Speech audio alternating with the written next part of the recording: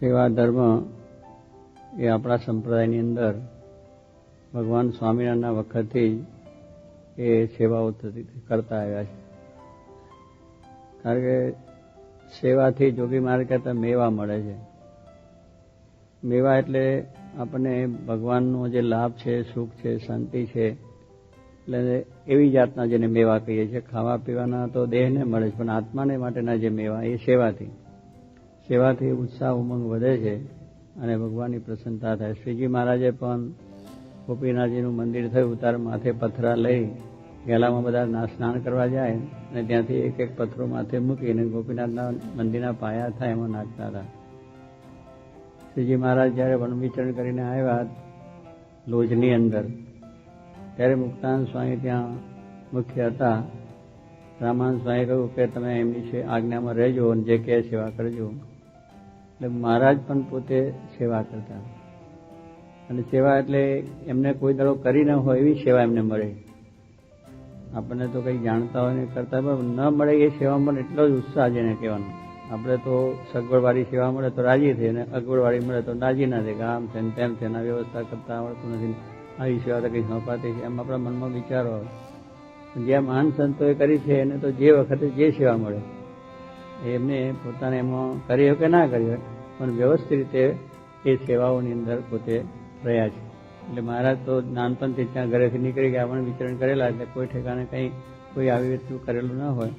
પણ છતાં મુક્તાનંદ સ્વામીએ કહ્યું કે આપણે જે ટેગડે હતા તો તમારે ગેસના ચૂલા થઈ ગયા છે, બધી વ્યવસ્થા થઈ ગઈ છે, આમ પેલું ડબ્બાઓને ચૂલો હરગી જાય. ત્યારે તો ત્યાં છાના લોકો કરે, ગાયો જે ઢોર ચરવા જાય અને એમાં ઢોર ભાગોરે જે છાન કરે, ખોદરા કરે, એ લાવી ઘરે એને છાના થાપી અને પછી એનાથી રસોઈ બધું પકાવે કે જે કંઈ કરવું હોય. એટલે તે પ્રમાણે આશ્રમમાં દરરોજ છાનો જોઈએ, એના માટે આવું છાન લાવીને થાપીને પછી ચાલે. એ મહારાજને એ આજ્ઞા કરી તમે છાન લેવા જાઓ. હવે મહારાજ કોઈ દિવસે એ વસ્તુ કરવી ના હોય. હવે તમને અમે વાત કરીએ ત્યાં આવ્યા ને દેશમાં લેવાનું, તમને ખબર ના પડે કેવી રીતે લેવું, કઈ રીતે કરવું, પછી ખબર ના હોય. છતાં મહારાજે એ પણ કર્યું કે એમને જોયું નિરીક્ષણ કે આ બધા કેવી રીતે પોદરા લે છે અને કેવી રીતે કરે છે. એક દાડામાં બધું બરોબર એને બરોબર એ કરી લીધું અને પછી એ રીતે છાન લેવા માંડ્યા, કરવા માંડ્યા. પણ પેલું બહુ નવા માણસ ખરા ને, એટલે બીજા જે જાણીતા બધા હોય એમના સરખા છોકરા કે બીજા જે તે હોય એ પોતે પોદરો પેલો ઢોર કરે, ગાય કે ભેંસ, તો એને પેલું હલેકલું નાખી દે. એટલે છે ને પોતાનું નહીં, એમણે કંઈ પેલા આપણે જગ્યા રોકી લઈએ છે ને, તો જગ્યા રોકવા માટે આપણે મૂકી દઈએ કંઈક, એટલે બીજો અહીં જગ્યા કરે નહીં.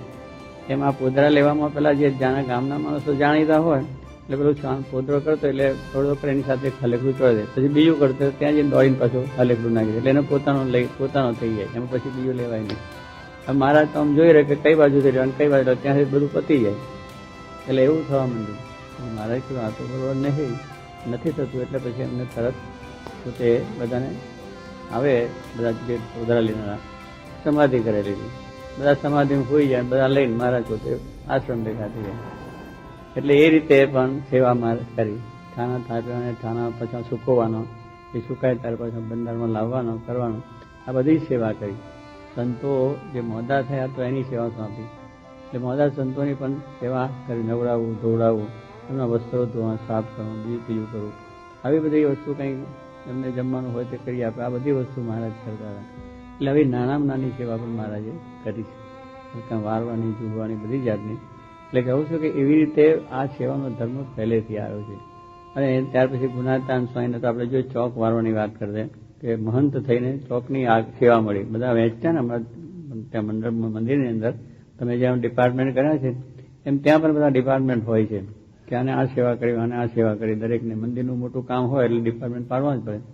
તો એ ગુણાતાન સ્વામીએ કહ્યું કે મારે કોઈ રસોડાની કરતા હોય, ઠાકોરજીની કરતા હોય, કોઈ બીજી રીતની સેવા કરતા હોય, સ્વામીએ કહ્યું કે મારે ચોક વારવાની સેવા. એટલે દરરોજ જ્યાં ચોક જે મારે છે અહીંયા બધું સ્વચ્છતાની દ્રષ્ટિએ તો ખૂબ સુંદર જ બને છે, એટલે કોઈ ખામી નથી.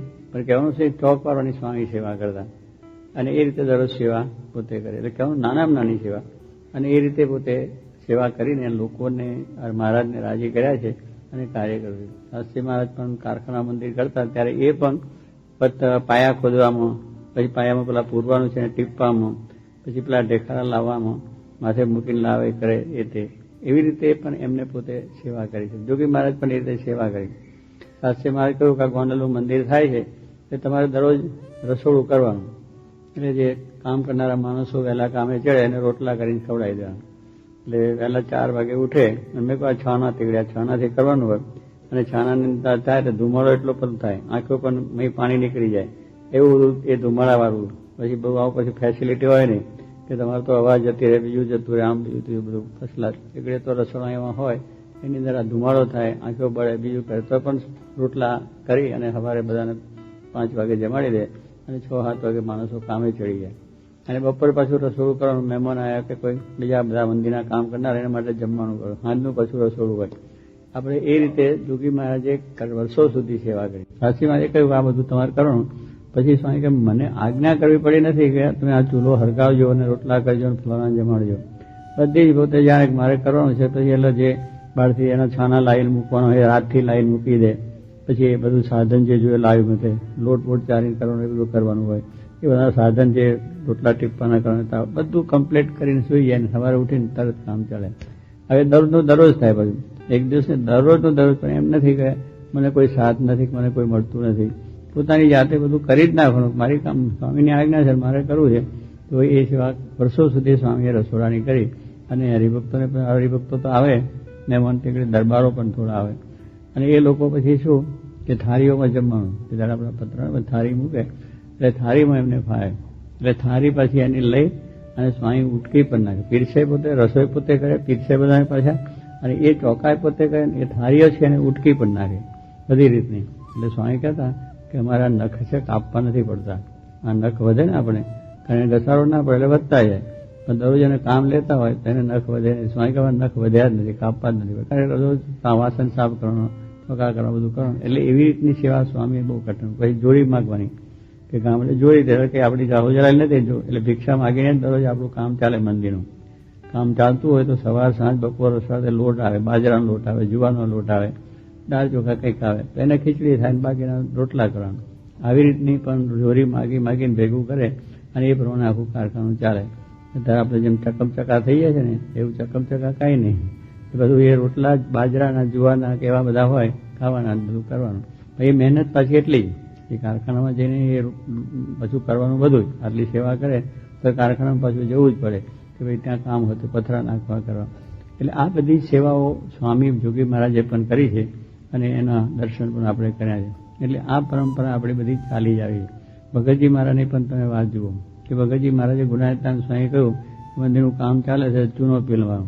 એટલે ચૂનાને પીલવામાં તો તમે જાણો છો કે ચૂનો બહુ ગરમ હોય અને એમાં પાણી ચક્કીમાં નાખી, ત્યારે ચક્કી બક્કી હતી નહીં, પણ પગથી ચૂનો પીલે. આમ પગથી પગ નાખી અંદર પાણી નાખે, ચૂનો નાખે, રેતી નાખે અને એને પગથી ગોલે આમ કરીને. અને એમ કરીને આખો ચૂનો તૈયાર થાય એ પછી આ ચંતરમાં કામ લેવા. આવી રીતે ત્યારે સિમેન્ટનું કામ બહુ નહોતું એટલે ચૂનો, પણ ચૂનો બહુ ગરમ હોય અને એ ચૂનો ગરમ છે એ શરીરે ગરમી ચડી જાય અને શરીર ચડી જાય તો આંખો સુધી પહોંચી જાય, આંખે આપણે અંધાપો આવી જાય. બહુ ગરમી જો ચડી જાય અંધાપો આવે. હવે આવું બધું હોય, પણ આવું ભગતજી મારે દરરોજ ચૂનાનું જ કામ કરવાનું. એમને ચૂનો પેલીને તૈયાર કરીને જ આપવાનું. અને બધા કે રાગજી તું આંધળો થઈશ, આ તું આંધળો થઈ જઈશ તો એ શું કે ગુણાતાન સ્વામી પર કુરબાન. એમને એમ ના થયું કે આ અંધાપો આવશે કરશે, સ્વામીની આજ્ઞા છે, રાજીવો કરો છે. એટલે એવી નાની સેવા પણ આવી પોતાના શરીરને કષ્ટ થાય એવી સેવા છે, છતાં પણ એમાં સરદાર પાર ઉતરી ગયા. એવું ગુણાતાન સ્વામી રાજી કર્યા છે અને બધી રીતે એમાં મહિમા સમજ્યા. વચનમાં વિશ્વાસ કે જે આજ્ઞા કરે કરીએ એમાં શાંતિ જ છે. સેવાથી મેવા છે એ આપણા જીવનમાં દ્રઢ થાય તો પછી નાની મોટી કોઈ પણ સેવા કરવામાં આપણને વાંધો આવે નહીં. પછી આપણને ગમે તે કારણ થાય તો પણ આપણે સેવામાં તત્પર રહેવાય છે. એટલે આવી રીતે જો પરંપરામાં જોઈએ તો પહેલેથી સેવા છે. એટલે સેવા એ આપણે જો કરીએ તો આપણા જીવને બળ મળે. સેવાથી બળ મળે છે કે આમાં મેં સેવા કરી. આજે અહીંયા આ મંદિર થયું એમ આજે નાના મોટા બધાએ આપણે બધાએ સેવા કરી.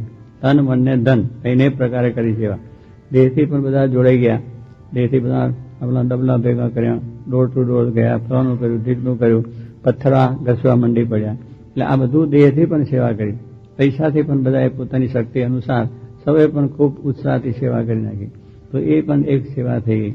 કેટલાક વળી પોતે દેહથી ન કરી શકતા, પૈસાથી ન કરતા હોય તો ત્યાં આગળ બેસીને વાત કરે કે આ મંદિરનું કામ ચાલે છે, બહુ સારું છે ને ફલાણું છે, એનો મહિમા ગાય લોકોને જીવમાં આ સેવા કરવાનું બળ પ્રેરે. એટલે બધી જાતની સેવાઓ આપણે અહીંયા કરી. તો શું છે, એનાથી આજે આપણને ઉમંગ છે કે આ મંદિરમાં આપણું કંઈ પ્રદાન છે, આ મંદિરમાં આપણી પણ કંઈક સેવા છે, એવું આપણા જીવનની અંદર બળ રહે. અને એથી આપણને થઈ જાય છે. કારણ કે અહીંયા આગળ તો સ્વામી મહારાજ, શાસ્ત્રી મહારાજ મંદિર ગયું ત્યારે સોનાનું મંદિર દેખાડ્યું પેલા ભાઈને, છગનભાઈને, ખત્રીને. અને સ્વામી કે આવું મંદિર આપણે, સ્વામી કે આ તો તમને દેખાડ્યું કે ભગવાનની પ્રતાપે કરીને આવા સોનાના મંદિરો પૃથ્વીમાંથી નીકળી શકે અને લાભ મળે. પણ આ મહારાજનો સંકલ્પ છે અનંતજીવનું કલ્યાણ કરવું, એટલે તમારા જેવા સામાન્ય ભક્તોની પણ સામાન્ય સેવા લઈને રૂપિયો, 2 રૂપિયા, 5 રૂપિયા, અહીંયા આપણે છે ને દોઢ તો ગયા, કોઈ પાઉન્ડ આપ્યો, અડધો પાઉન્ડ આપ્યો, પણ એ સેવા લઈને પણ એ જીવનું કલ્યાણ કરવું છે. એવી સ્વામી શાસ્ત્રી મહારાજ વાત કરી. એટલે મંદિર તો આમ ચપટીમાં થાય, પણ આ બધાને સેવાનો લાભ મળે અને એને પણ આત્મીયતા થાય કે આ મંદિર મારું છે, કે મેં એમાં સેવા આપી છે. અને એ રીતે પાછો એનો આપણે મંદિરના પ્રત્યેનો ભાવ પ્રેમ રહે. પણ પાછું એની અંદરનું એમ નથી કે મેં સેવા કરી છે એટલે મને આવો પાછું આની અંદર કંઈક વ્યવસ્થા જોઈએ, એ પાછી ભાવના નથી.